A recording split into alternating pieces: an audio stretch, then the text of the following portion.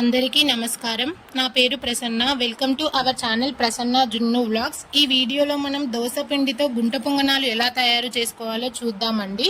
ముందుగా కొద్దిగా దోసపిండి తీసుకోండి. ఒక మీడియం సైజ్ ఆనియన్ని సన్నగా కట్ చేసుకొని ఉంచుకోండి. ఒక పచ్చిమిర్చిని కట్ చేసుకొని పెట్టుకోండి. ఒక క్యారెట్ని సన్నగా తురుముకొని ఉంచుకోండి. ముందు రోజు నైటే శనగపప్పుని నానబెట్టుకొని ఉంచుకోండి. మనం తీసుకున్న దోసపిండిలో సన్నగా కట్ చేసుకున్న ఆనియన్స్, అలాగే కట్ చేసి పెట్టుకున్న పచ్చిమిర్చి, మనం ముందు తురిమి పెట్టుకున్న క్యారెట్ని, అలాగే నానబెట్టుకొని ఉంచుకున్న శనగపప్పుని దోసపిండిలో వేసుకోండి.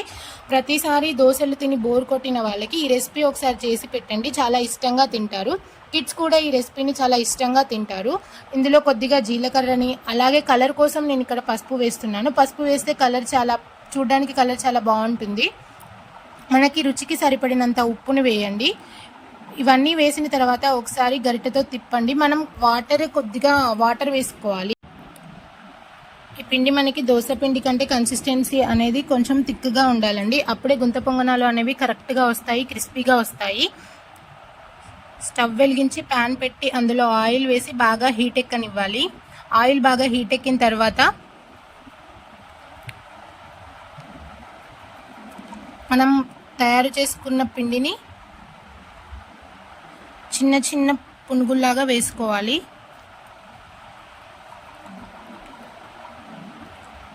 మీడియం ఫ్లేమ్లో ఉంచి పైన మూత పెట్టేసి ఒక 2 మినిట్స్ అలా వదిలేస్తే మనకు కరెక్ట్గా కుక్ అవుతాయి.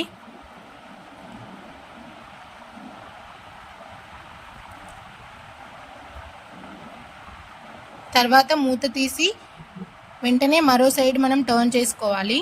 మనం స్పూన్తో అయినా, ఫోర్క్తో అయినా, దేంతో అయినా టర్న్ చేసుకోవచ్చు. క్రిస్పీగా కరెక్ట్గా కుక్ అయి ఉంటాయి కాబట్టి వెంటనే అవి టర్న్ అవుతాయి. అలా ఒక్కొక్కటిగా అన్నీ టర్న్ చేసుకుంటూ ఉండాలి.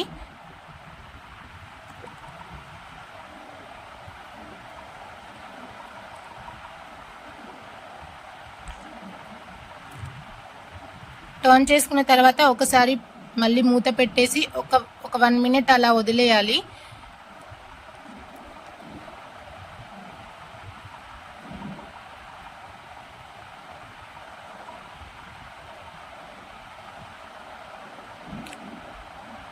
అంతే, వేడివేడి గుంట పొంగనాలు అనేవి రెడీ అయిపోతాయి.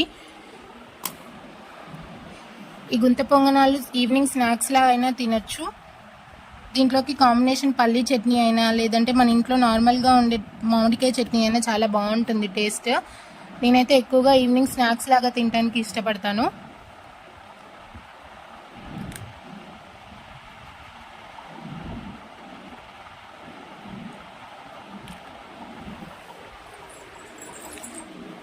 అంతే, ఇంకా ఈ వీడియో. Bye bye.